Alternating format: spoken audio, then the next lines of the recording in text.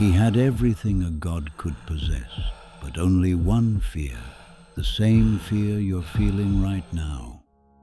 Imagine knowing that everything you build, everything you love, every victory you reach will one day turn to dust. Not maybe, for sure. Would you still fight to create something meaningful, or would you slowly learn how to live without meaning at all? Long before history was written, before stories were carved into stone, there was a city called Uruk. Its walls were tall, its streets were alive, and at its center ruled a king unlike any other. His name was Gilgamesh. He was 2/3 god and 1/3 human, stronger than any man, faster than any warrior. There was no rival who could defeat him. Gilgamesh believed power was proof of meaning, that building higher walls, winning more battles, and leaving his name everywhere would protect him from being forgotten. But power without balance becomes weight, and the people of Uruk began to suffer under his strength. They prayed, not for victory, but for relief. So the gods answered, not with another king, not with a weapon, but with a mirror. They created Enkidu, a man born of the wild, living among animals, free from cities, laws, and ambition. He did not know power, he did not fear death, and he did not yet know the man who would change his fate forever.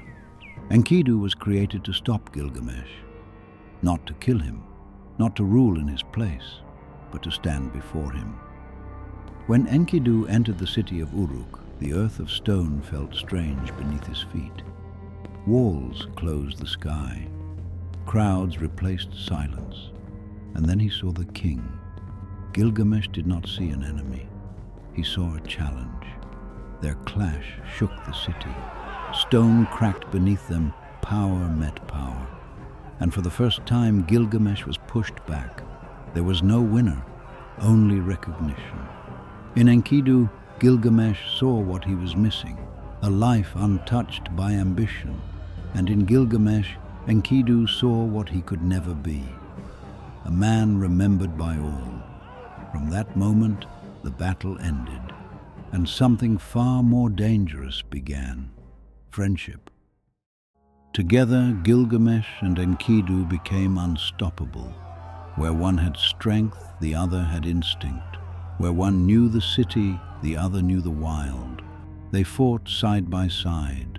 They won every battle, and with every victory, their names grew louder than their doubts. Soon, power was no longer enough. They wanted proof, a story so great that time itself would remember it. So they turned toward the cedar forest, a sacred place, a forbidden place. It was guarded by Humbaba, a creature feared even by kings. Enkidu hesitated. He had known the forest before cities existed. He felt something was wrong, but Gilgamesh did not listen. "If we do nothing," he said, "we disappear." So they went forward. The forest shook, the ground trembled, and Humbaba fell. The victory was complete. But far above them, the gods were watching, and they did not see courage. They saw pride. Humbaba was gone. The forest fell silent.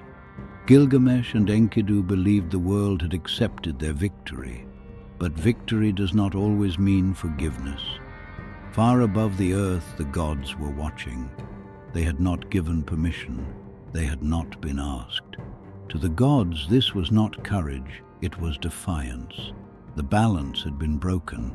If humans could kill what was sacred, then nothing was beyond reach.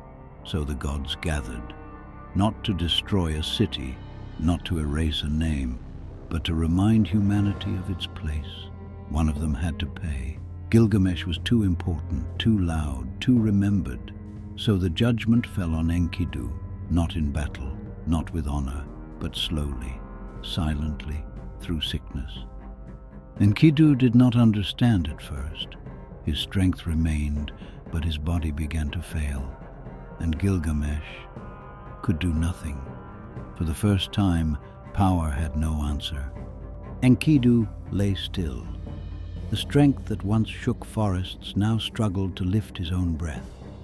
At night he spoke of dreams, dark dreams, dreams where the gods called his name. He cursed the day he met Gilgamesh, then took it back. He cursed the city, then remembered friendship. His anger broke apart, leaving only fear. "What waits for me?" he asked, when my eyes close. Gilgamesh had no answer. He sat beside him, watching life slowly retreat from the body of his only equal. Day by day, Enkidu faded, until one morning he did not wake. Gilgamesh touched his face. Cold, he called his name. No answer. For 7 days, Gilgamesh did not leave his side. He refused to let the body be buried. He watched it decay, terrified not of death, but of what death would do to him next. "Shall I too become this?" he whispered. And in that moment, Gilgamesh understood something no victory had ever taught him. The strongest man alive was still made of flesh, and flesh does not last. After Enkidu died, Gilgamesh could no longer stay in the city. The walls he once loved felt like a prison. The throne felt hollow. Every face reminded him of what he had lost, so he left. Not as a king, but as a man chased by fear. He wore animal skins. He wandered through deserts and mountains. He did not seek glory. He sought escape. "I will not become what Enkidu became," he told himself.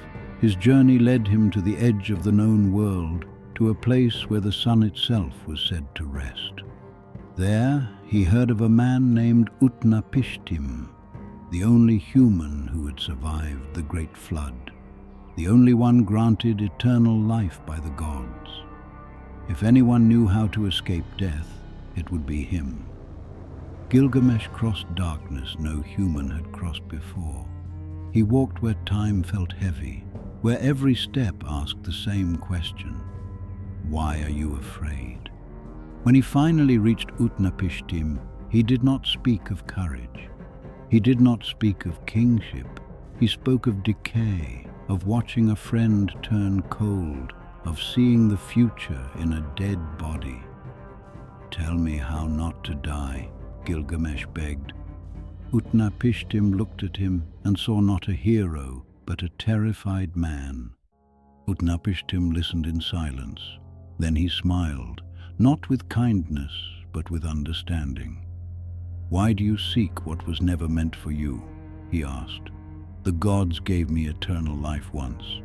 They will not give it again." Still, he offered Gilgamesh a test. "Stay awake," he said, "for 6 days and 7 nights. If you cannot defeat sleep, how will you defeat death?" Gilgamesh agreed. He sat, he focused, he fought his own body, and almost immediately sleep took him. When he woke, 7 days had passed. Time had moved on without him. Utnapishtim did not mock him. He simply showed him the truth. "This is what time does," he said. Still, out of mercy, Utnapishtim revealed one last secret: a plant hidden beneath the waters, a plant that could restore youth. Gilgamesh retrieved it. For the first time since Enkidu's death, hope returned. But on the journey home, while he rested beside a pool, a serpent emerged. It took the plant and disappeared. Gilgamesh wept, not in anger, not in surprise, but in recognition. He had reached the end of the road, and death was still waiting. This is where the legend ends, and where our story begins. Gilgamesh returned to his city, not with eternal life, not with victory, but with understanding. He looked again at the walls of Uruk, not as proof of power, but as proof of effort. They would not save him from death, but they would outlive him, and that was enough.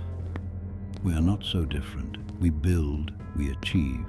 We chase meaning through work, love, and ambition, and deep down we know it will all end. Careers fade, bodies fail, Even memories disappear. Yet we continue, not because we will win against time, but because stopping would mean surrendering before the end. Gilgamesh did not defeat death. He learned to live beside it. And maybe that is the quiet courage we are still searching for.